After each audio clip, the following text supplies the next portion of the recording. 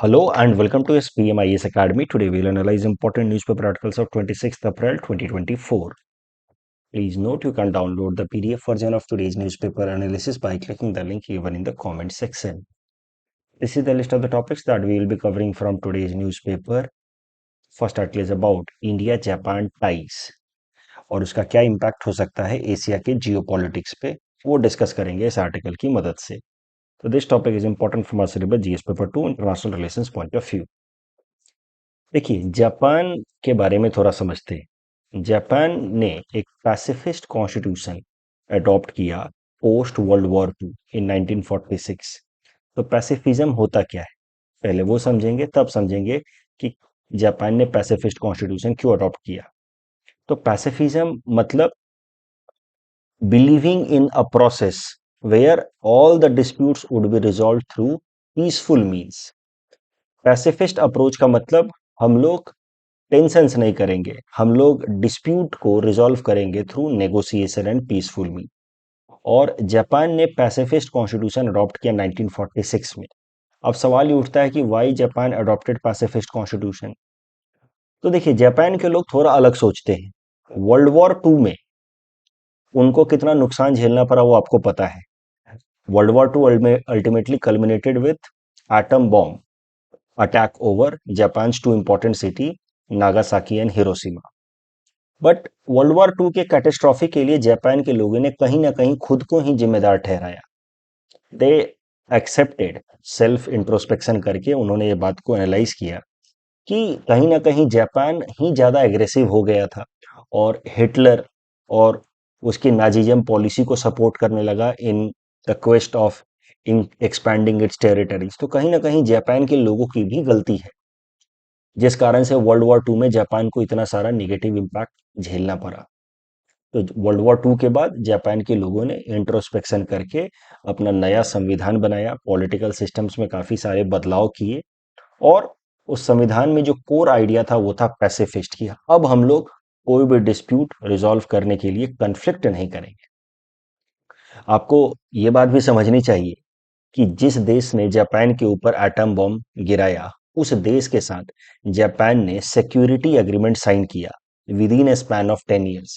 और जापान उसका सबसे इंपॉर्टेंट स्ट्रैटेजिक पार्टनर बन गया. मतलब जापान यूएस का सबसे महत्वपूर्ण स्ट्रैटेजिक पार्टनर बन गया.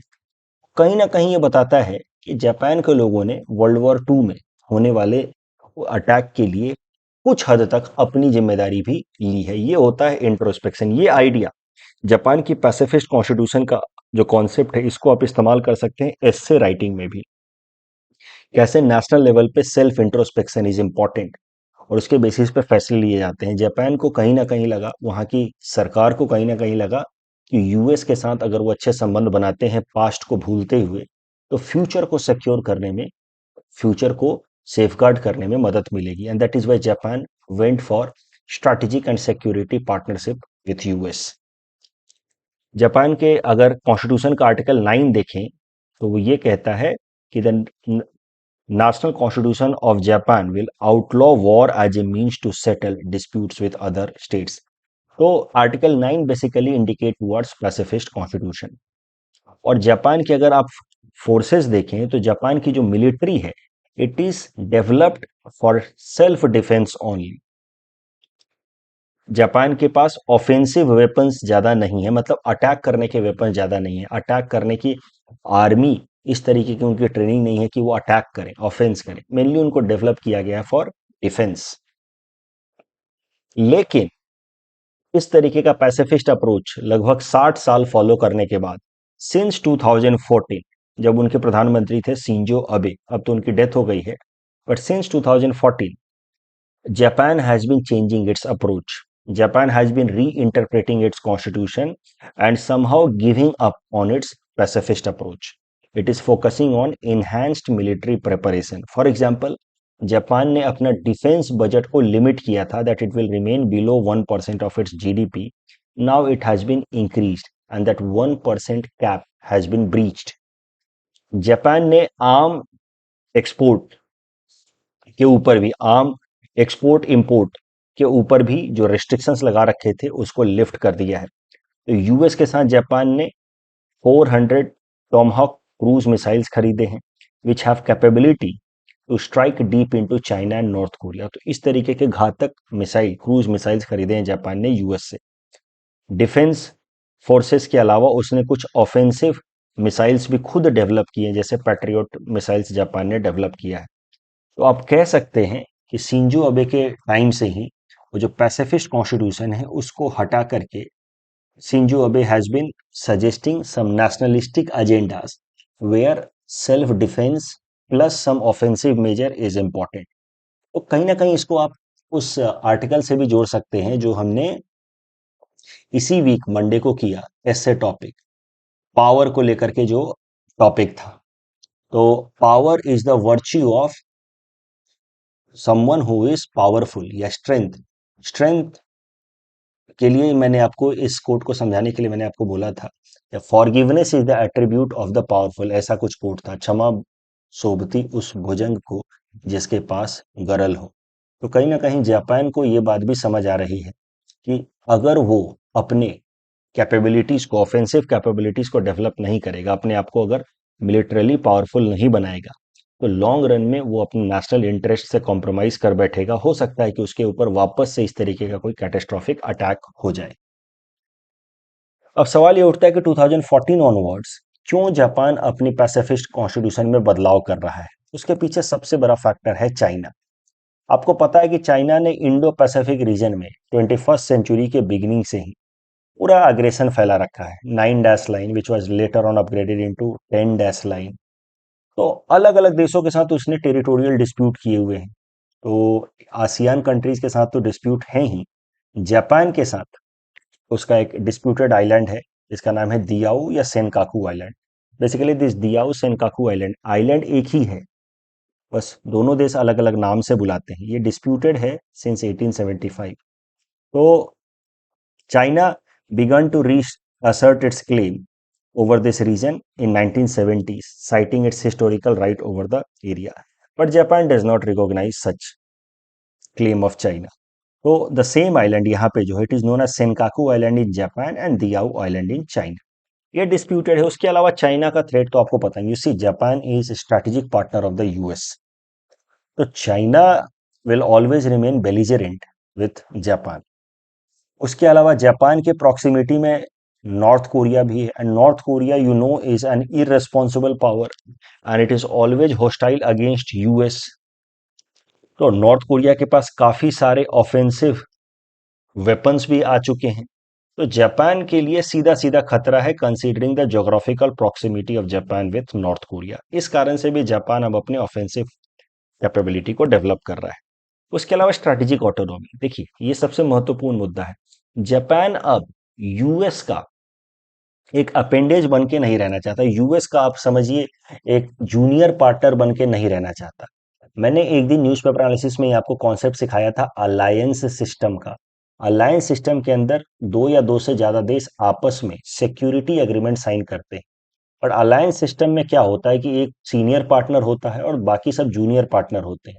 जो सीनियर पार्टनर होता है वो जूनियर पार्टनर्स को गारंटी देता है कि in case of some external attack we will protect you. तो basically Japan and US has an alliance since 1959 and Japan is a junior partner in that alliance. Now Japan is looking forward for its own strategic autonomy. It wants to come out of shadow of the US. Nationalistic sentiments भी हैं कहीं ना कहीं। अब देखिए ये जो right wing approach है, जहां पे इस नेशनलिस्टिक आइडियाज, नेशनल आइडेंटिटी को ज्यादा महत्व दिया जाता है over any normative standards of values, humanity and all. तो लेफ्ट विंग और राइट विंग जो पॉलिटिक्स होती है उसके बीच का अंतर कभी और देखेंगे न्यूज़पेपर एनालिसिस में, बट मोटा मोटा मैं आपको बता दूं, राइट विंग पॉलिटिक्स में नेशनल आइडेंटिटी के ऊपर ज्यादा इंफेसिस होता है और लेफ्ट विंग पॉलिटिक्स में इंडिविजुअल इंटरेस्ट के ऊपर ज्यादा ध्यान दिया जाता है। तो दुनिया के ज्यादातर देशों में right wing politics is on the rise. Same is true for Japan also since Shinzo Abe right wing politics, nationalistic sentiment, वही राइट विंग जब एक्सट्रीम हो जाता है तो फिर वो जीनोफोबिया और उसका शेप लेने लगता है नाजीज्म, फासिज्म, जो हमें देखने को मिला in Germany during World war Two. तो nationalistic sentiments are on the rise even in Japan, और अब वहां के लोग भी किसी के अंडर नहीं रहना चाहते, they don't want to remain a junior partner to the US. उसके अलावा चाइना और रसिया की मिलिट्री अलायंस हाल फिलहाल में बढ़ रही है, तो ये एक जापान के लिए खतरा है। प्लस जो ट्रंप एडमिनिस्ट्रेशन, आपको पता है कि ट्रंप प्रेसिडेंट थे 2016 टू 2020 तक, और उन्होंने कई सारे ऐसे, यूएस प्रेसिडेंट थे, उन्होंने कई सारे ऐसे फैसले लिए, स्टेटमेंट दिए जो यूएस की एग्जिस्टिंग इंटरनेशनल पॉलिटिक्स को के इनकंसिस्टेंट थी। तो ट्रंप ने अपने प्रेसिडेंटशिप के दौरान कई दफा कहा कि he will withdraw the security protection given to Japan and other Asian allies like Philippines. तो कहीं ना कहीं इसने एक थ्रेट क्रिएट कर दिया जापान के मन में कि आज नहीं तो कल अगर यूएस ने ये सिक्योरिटी प्रोटेक्शन हमसे विड्रॉ कर लिया तो we will be under severe threat. इसी कारण से Japan has started to build its own offensive forces. अब ये जो आर्टिकल है ये लिखा है सी राजा मोहन साहब ने। उनके आर्टिकल्स इंटरनेशनल रिलेशंस के लिए हमेशा इंपॉर्टेंट रहते हैं। इस डिस्कशन के बाद अगर आप चाहें तो एक बार ये आर्टिकल आज के इंडियन एक्सप्रेस से पढ़ भी लें, तो आपका नॉलेज और ज़्यादा ऑगमेंट होगा, आपको और अच्छा लगेगा, पूरी आर्टिकल समझ आएगी। मैं आपको बताता हूँ सी राजा मोहन साहब क्या कहते हैं कि जापान का ये जो नया अप्रोच है in order to look for its strategic autonomy in Asia, वो भारत के लिए काफ़ी अच्छा है, क्योंकि भारत का गोल हमेशा से ही रहा है मल्टीपोलर ग्लोबल ऑर्डर। हम नहीं चाहते कि दुनिया जो है एक या दो कंट्री द्वारा डोमिनेटेड हो, यूनिपोलर या बाईपोलर ना हो। दुनिया में अलग अलग पावर ब्लॉक्स हों, पावर सेंटर्स हों, और जैसे हम पूरे वर्ल्ड लेवल पे मल्टीपोलर ऑर्डर चाहते हैं, हम एशिया में भी चाहते हैं मल्टीपोलर ऑर्डर। और ऑफ कोर्स उसमें हम लोग एक्सटर्नल पावर्स का इन्फ्लुएंस नहीं चाहते, तो in Asia we don't want influence of US और any other power, and of course in Asia we don't want China's unipolar influence या हेजेबनी। सो जापान का rise beyond the support of US, and Japan is turning out to be natural allies for India. कई सारे partnerships हमने Japan के साथ sign किए, आगे देखेंगे। तो कहीं ना कहीं जापान का राइज होना, looking for strategic autonomy beyond US, is in line with India's goal of having multipolar world as well as multipolar Asia. और इसीलिए जापान का स्ट्रैटेजिक ऑटोनॉमी को फाइंड करने की कोशिश करना भारत के लिए अच्छा है। और भारत हाल फिलहाल में जापान के साथ सेपरेट पार्टनरशिप बिल्ड करने की कोशिश कर रहा है, स्ट्रैटेजिक पार्टनरशिप। हमने 2+2 डायलॉग फोरम जापान के साथ भी स्टैब्लिश किया। तो चाइना के अग्रेशन को कर्ब करना without support of US is the goal of India, because we don't want US interference in Asia, and Japan could be a good partner specially when Japan is moving out of shadows of the US. ये जो डियाकाकु सेनकाकु island के बारे में हमने चर्चा की है, उसके ऊपर यूपीएससी ने साल 2022 में प्रीलिम्स में ये प्रश्न पूछा था। Please attempt this question and submit the answer in the comment section. ये मेंस का क्वेश्चन है। On the basis of this particular discussion that we have done so far, Japan is indispensable partner in India's objective of building a multipolar Asia in a multipolar world. Discuss. तो basically आपको explain करना है कि जापान का जो current approach है looking for strategic autonomy, वो भारत के लिए क्यों महत्वपूर्ण है, क्यों वो भारत का जो गोल है ऑफ हैविंग मल्टीपोलर एशिया उसके साथ अलाइन होता है। तो शुरुआत आप कर सकते हैं। देखिए, इंडिया और जापान के रिलेशंस में स्ट्रैटेजिक डायमेंशन ऐड हुआ है since 2014 when India upgraded it's look east policy into act east policy. हमने लुक ईस्ट पॉलिसी और एक्ट ईस्ट पॉलिसी को डिस्कस किया है 2 अप्रैल इसी महीने के न्यूज़पेपर एनालिसिस में, जहां मैंने आपको बताया कि भारत ने कैसे अपने लुक ईस्ट पॉलिसी को 2024 में अपग्रेड किया इनटू एक्ट ईस्ट पॉलिसी। और दोनों के अंदर मुख्य अंतर ये है कि look east was focusing mainly on south east Asian countries and that too on economic integration with these countries.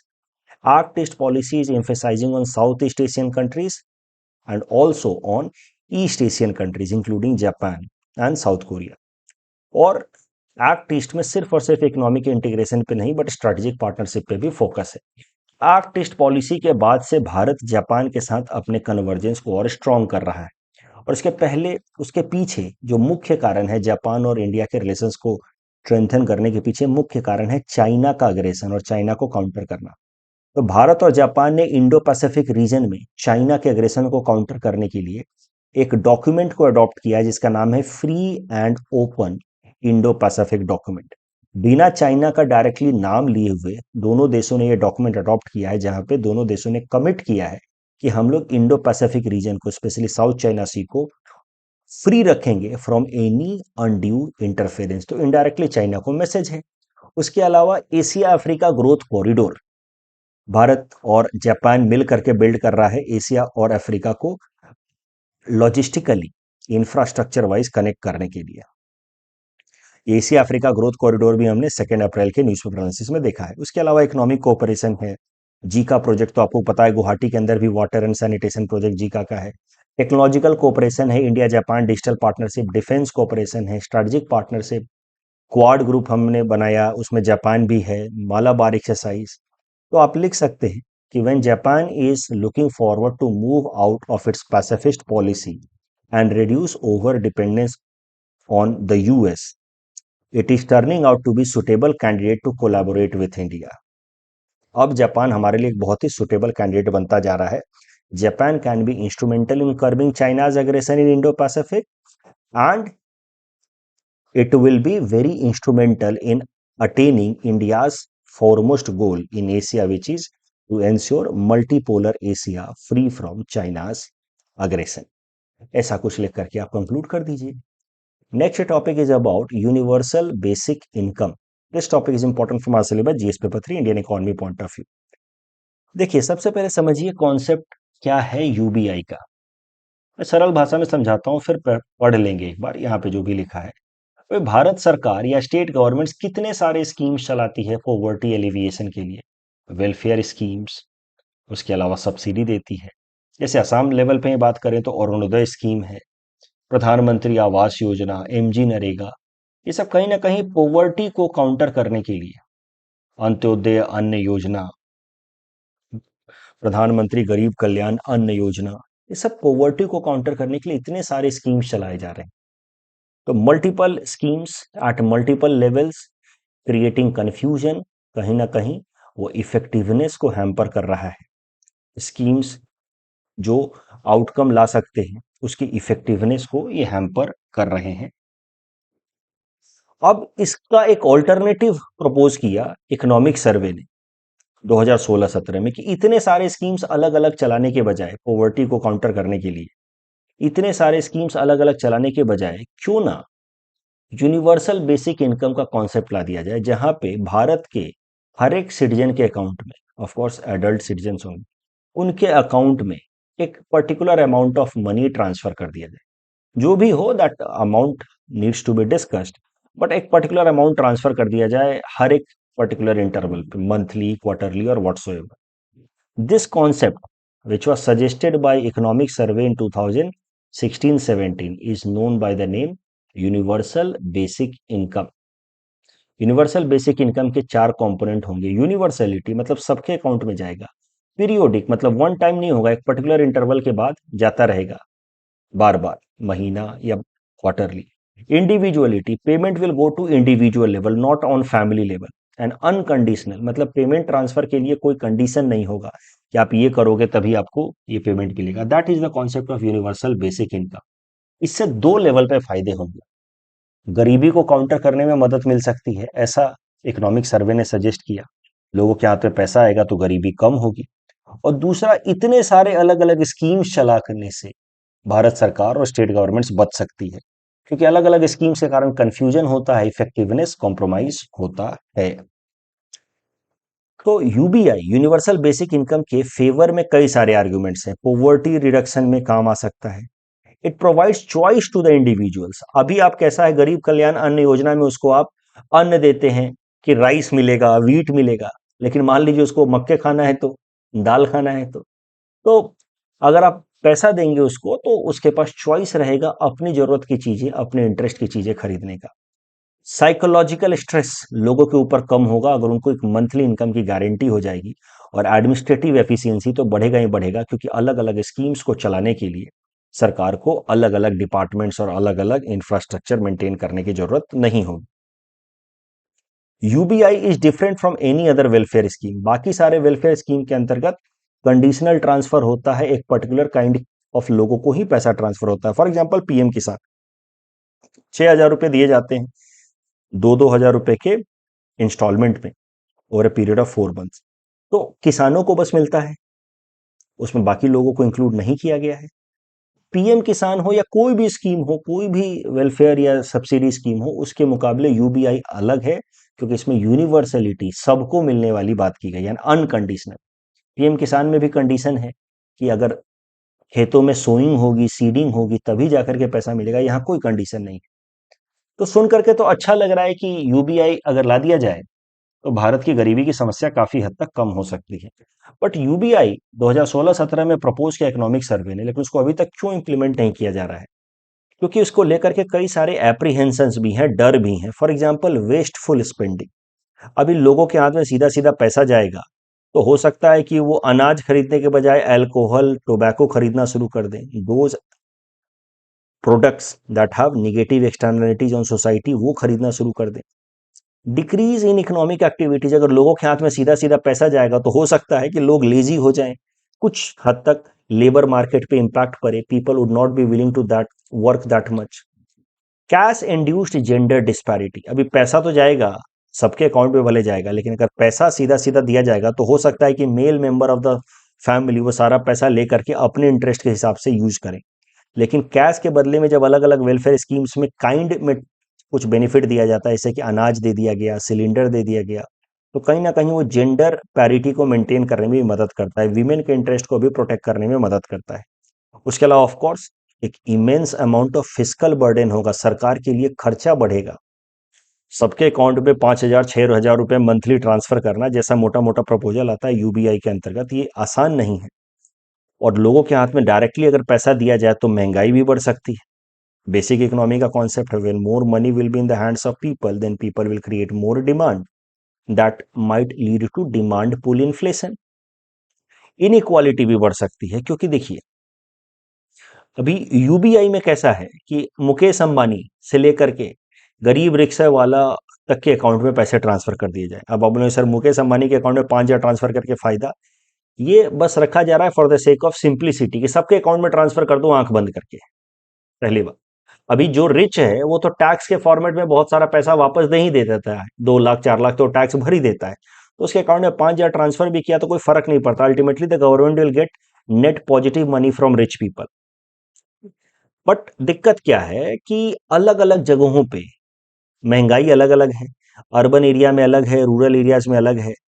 और सरकार अगर एक फिक्स्ड इनकम सबको देना शुरू कर देगी तो जो अर्बन एरिया के लोग हैं उनके लिए वो पैसा काफी नहीं होगा, रूरल एरियाज के लिए काफी हो सकता है, and that might lead to inequality. और उसके अलावा रिच लोगों को भी आप पैसा दे रहे हैं, तो कहीं ना कहीं कुछ लोगों का कहना है कि why to transfer money to rich people, it is unnecessarily creating inequality. But rich लोगों को पैसा दिया जाता है, इसका काउंटर भी है, रिच लोग टैक्स के फॉर्मेट में वापस रिटर्न भी तो कर देते हैं। उसके अलावा यूबीआई बढ़ जाने से, यूबीआई ले आने से कैश ट्रांसफर करना होगा सरकार को सीधा सीधा, and government would be withdrawn from responsibility of providing basic services. जैसे सरकार सीधा सीधा अकाउंट में पैसा दे देगी, फिर सरकार की जिम्मेदारी खत्म कि आपको सरकारी अस्पताल बना के दे, सरकारी स्कूल बना करके दे, तो सारी चीजें फिर प्राइवेट प्लेयर्स को सप्लाई करनी होगी। सरकार का काम होगा सिर्फ पैसा देना। प्राइवेट प्लेयर्स हो सकता है कि लोगों को एक्सप्लॉइट भी करें, क्योंकि एक बार जब सरकारी अस्पताल, सरकारी स्कूल्स बंद हो गए और पूरी जिम्मेदारी सर्विस प्रोवाइड करने की प्राइवेट प्लेयर्स पे आ गई, तो फिर और सरकार ने अपना काम मान लिया कि हमें सिर्फ पैसा ट्रांसफर कर देना है मंथली या क्वार्टरली, तो कहीं ना कहीं प्राइवेट एंटिटी जो हैं वो लोगों को एक्सप्लॉइट भी कर सकते हैं, वो आपस में कार्टेल बना सकते हैं। तो ये सब भी चैलेंजेस हैं। It will be considered as shrinking of state's responsibility.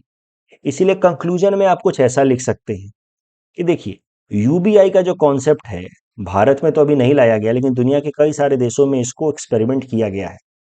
UBI लाने से थोड़ा बहुत टेम्पोररी रिलीफ मिल सकती है पॉवर्टी से, but UBI can not be considered as a quick fix to poverty forever. UBI से फाइनल पॉवर्टी को समस्या खत्म नहीं होने वाली।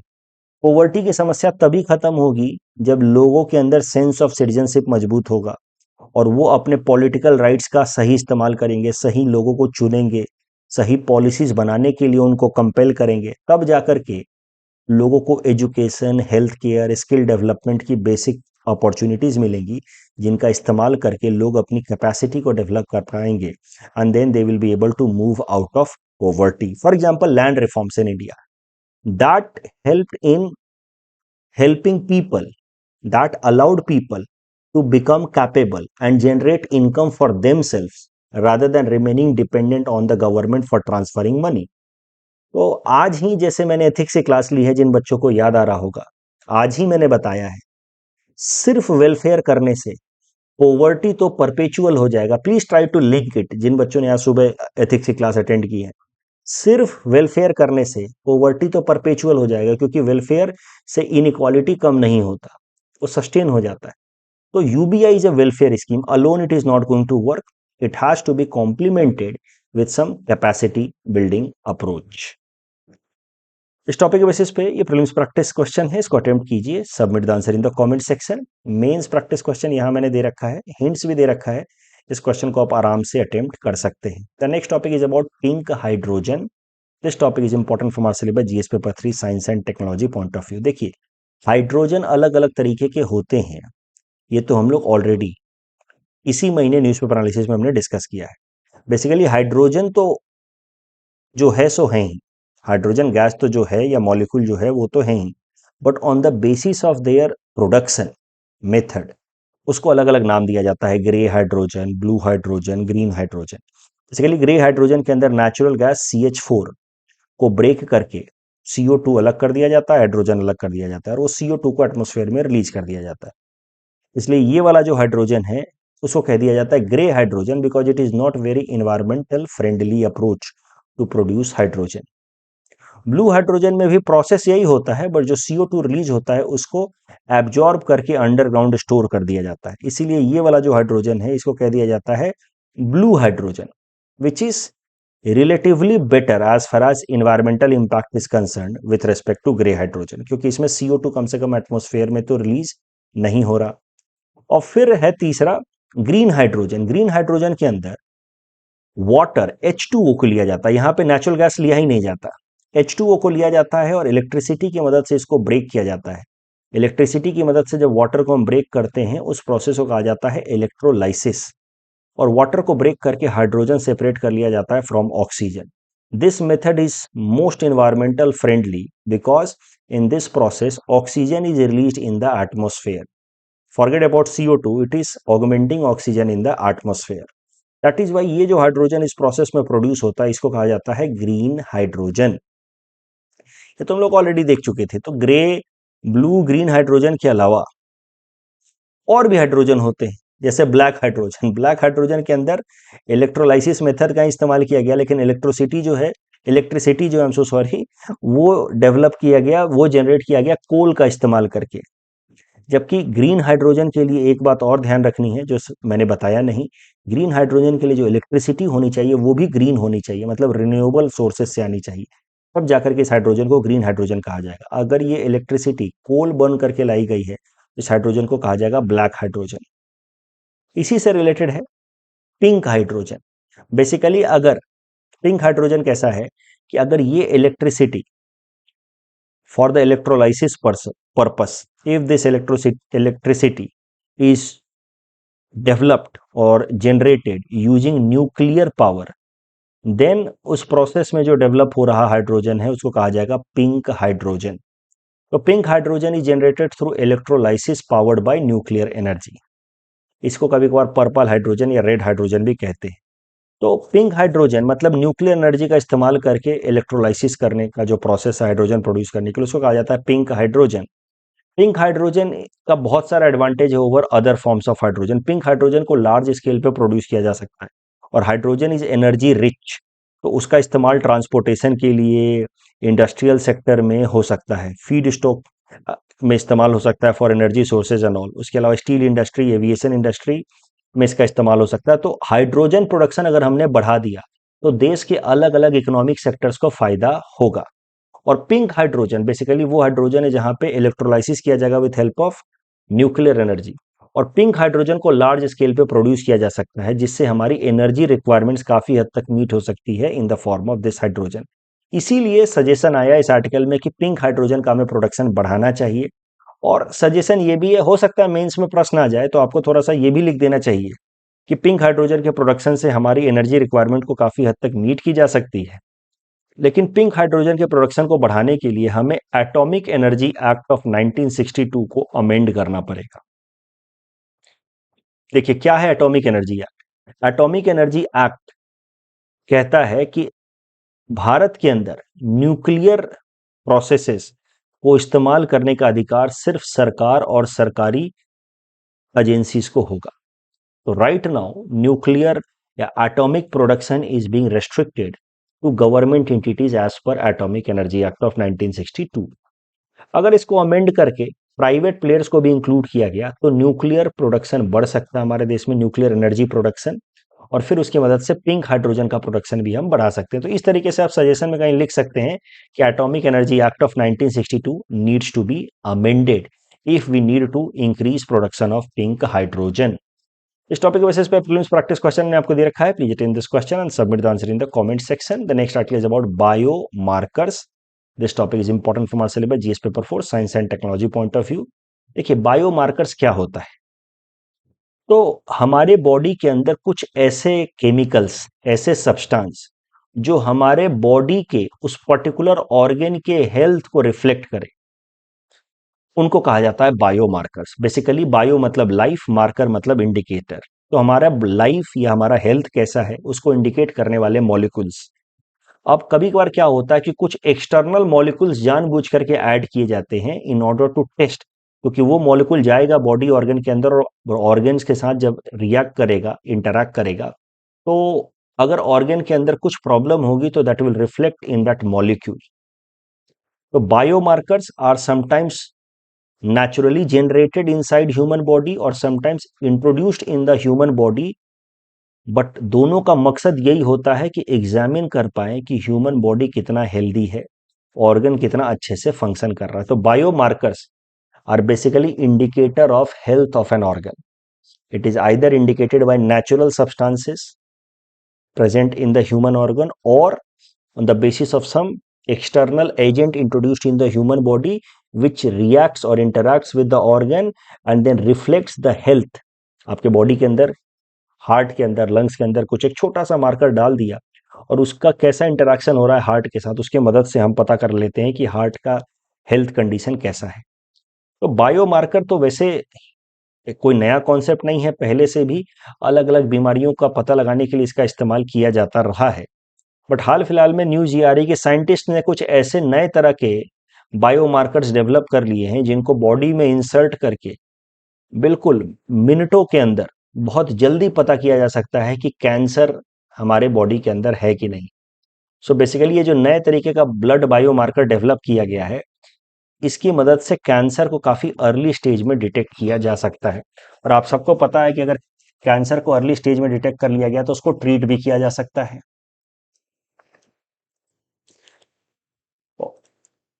इस टॉपिक के बेसिस पे ये प्रीलिम्स प्रैक्टिस क्वेश्चन हमने आपको दे रखा है। Please attend this question and submit the answer in the comment section. कल जो हमने आपको प्रैक्टिस क्वेश्चन दिया था, taxes like wealth and gift tax in India, they are known as paper tax. और सेंडाई फ्रेमवर्क को लेकर के पहला स्टेटमेंट सही है बट दूसरा गलत है। It's not only for natural disaster. So that's all from our side for today. Thanks for watching.